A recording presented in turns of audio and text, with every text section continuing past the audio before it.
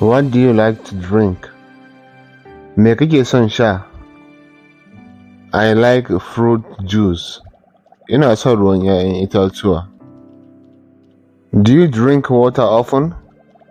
Kana shan ruwa akai-akai? Yes, I drink water every day.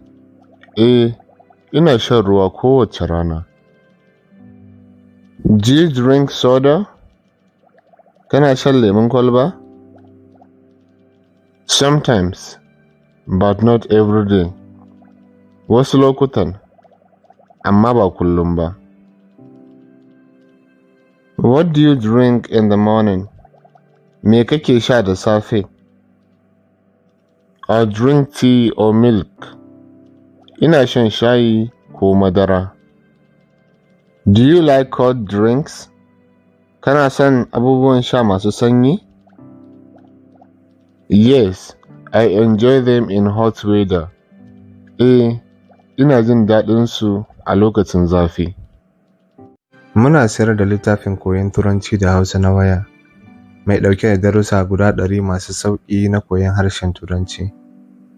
Kuɗin littafin Naira 4,500 ne.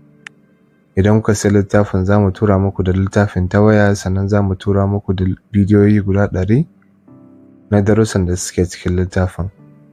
Idan kuma kuna buƙatar shiga ajin koyon harshen Turanci ko Larabci ko Hausa, to za ku iya yi mana magana ta WhatsApp.